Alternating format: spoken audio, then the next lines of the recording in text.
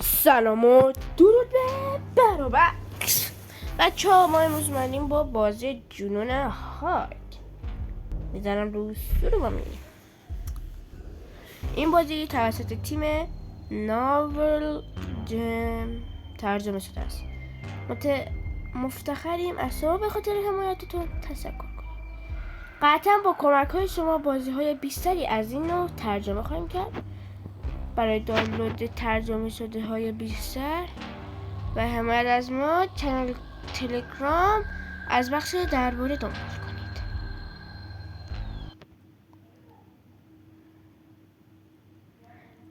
به این اتاق اسم چی؟ به این بار نمیتونم بنویسم. حمید.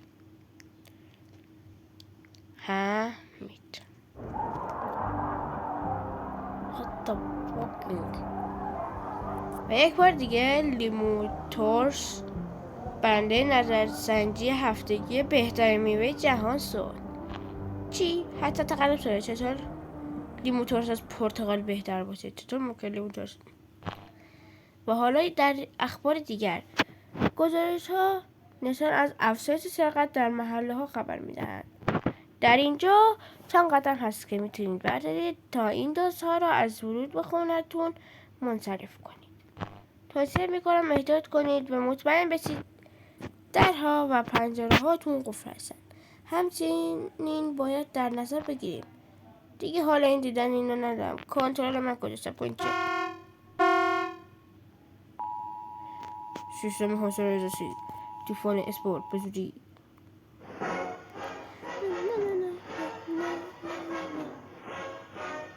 پایلو خطرناک آب هوایی.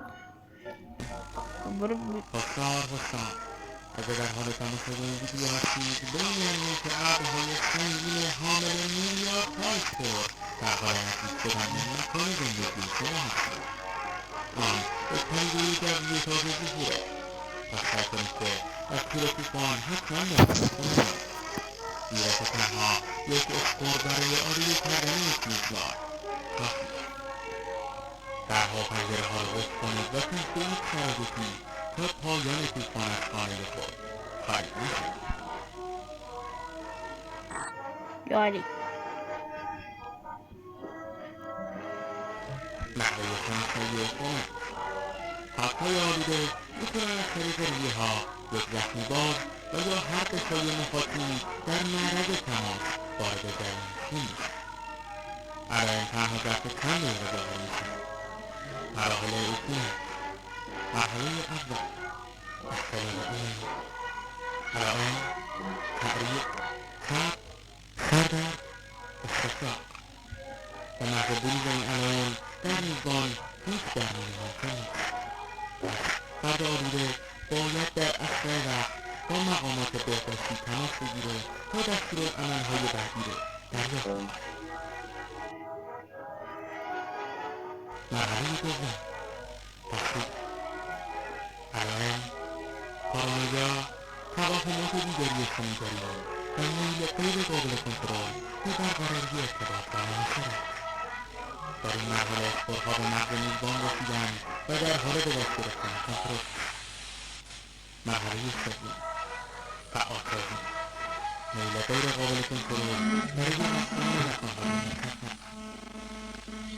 اسپورها در بیشترین حد ممکن میتونند به مرحله بلوغ برسند و در نهایت مرحله چهارم.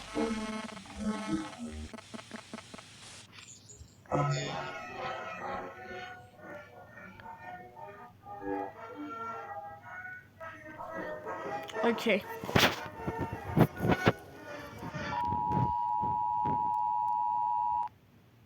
جدی یه طوفان اسپورت دیگه. این سوم طوفان امساله. داره خیلی عادی میشه. همین. خب از این بیشتر از جواب برام سوال ایجاد شد. اما فقط یه اسپور میتونه یا خب روزی داره از کنترل خارج میشه. این نمیتونه واقعی باشه مگه نه؟ باید اینها با این حال بهتر آموزش بشم. آخه چرا دفتر راهنما نخریدم؟ فکر کردم خرید احمقانه. صبر کن، میگه یه وبسایت هست، شاید اطلاعات بیشتری اونجا باشه. بهتر توی کامپیوترم چکش کنم بعد برم تو اتاقم.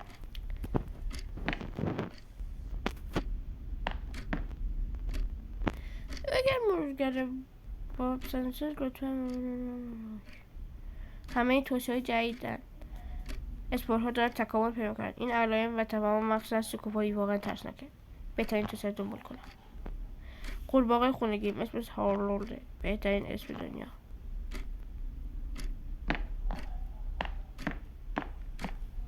در زیزم ممنون قفلش میکنم. یه دری هست که بیرون راه داره و قفل شکسته، برای همین درست بسته نمیشه. یعنی کی داره زنگ میزنه؟ سلام هی حمید، میتونی صحبت کنی؟ او سلام، اون حالت خوبه.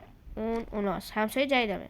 الان 1 ماهی که پیش خونه کنار من اسباب کس کرده. راستش ندارم، میترسم. حس اثر بودم تو صداش حس میکنی. این اولین طوفان اسپورته که داری ترجمه میکنی؟ آره، اونجا که زندگی میکردم از این اتفاقا نمیافتاد. راستش باورم نمیشد واقعی باشه. نگران نباش، معمولا فقط چند ساعت طول میکشه و اونقدر هم خطرناک نیست اگه داخل خونه بمونی. همین اعلامیه اشتراک تلویزیون دیدی درسته؟ آره، برای همینی که بهت زنگ زدم. تو ویدیو یه وبسایت بود، بعد بری چکش کنی تا همه اطلاعاتی که در مورد طوفان اسپور لازمه داری بفهمی. اما من کامپیوتر ندارم. بابا یعنی چی؟ what the fuck؟ خب من اینجا نمیام. درسته، من تنها کسی هستم که اونقدر احمقم که تقریبا تمام سرمایه زندگیم رو برم کامپیوتر بخرم. یعنی سرمایه زندگی تو در حد یک کامپیوتر بوده؟ چیکار میتونم بکنم تو کمک کنم؟ اوه میدونم، فقط مطمئن تو خونه بمونی و جا تمنه دیگه. اما قوانین جدیدیه. این طوفان اسپور با باقی قبلی ها فرق داره. اسپور از طریق هوا منتقل میشود.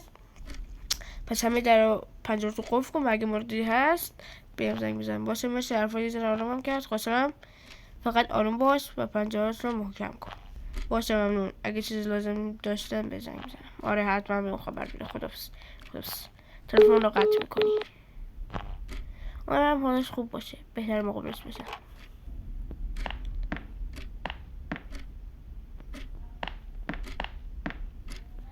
در وردی تحت این سرزو نمیخوام برم بیرون.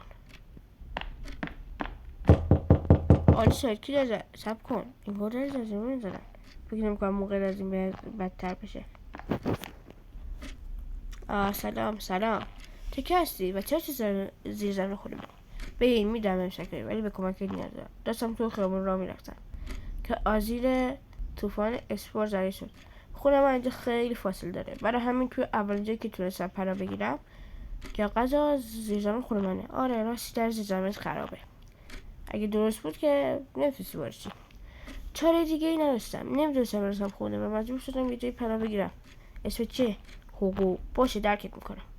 میتونی امشب اینجا بمونی، اما حواست باشه لوازم رو نشت کنی. آها، چیه؟ همیشه میشه بذاری تو؟ خیلی مشغول بودی و الان لازم نبود و نیست کاری کنی که بیشتر مشغول بشی. میدونم، ولی درک خرابه و تهویه هوا هم کسی با قدیمیه. ممکنه که من دوچار بیماری شم. از کجا بدونم تو الان بیماری چی؟ شاید بخوای بیایی تو که منم آلوده کنی. چی؟ نه، انقدر درگیر ذهنی بر خودت درست نکن. من فقط یه گوشه میخوابم و تو متوجه حضور من هم نمیشی. عمرن همونجا بمون. باشه، هرچی تو بگی دیگه مزاحم نمیشم. آره شد، یه مشکل دیگه هم به قبلی از امیدوارم حضرت جیجی کمک بود.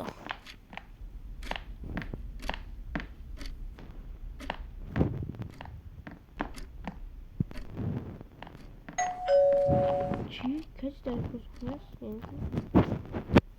سلام سرمن، اسم من ریه. من مأمور دوراتی هستم و از طرف بخش کنترل بیماری اومدم. او سلام، میشه برای صحبت کدا بیام تو؟ مطمئن نیستم. نگران نباش، فقط 10 دقیقه طول میکشه. صبر کن، اینه دیگه.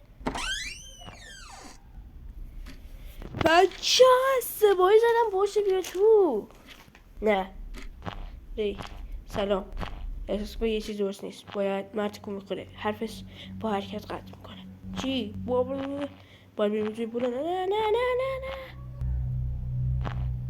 بچه من هر زبانه میرم. آخر میمیرم.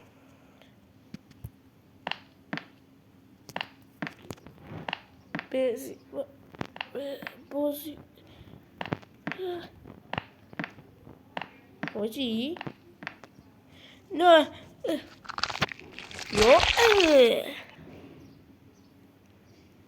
نه بابا چرا زدم باشه بیو تو.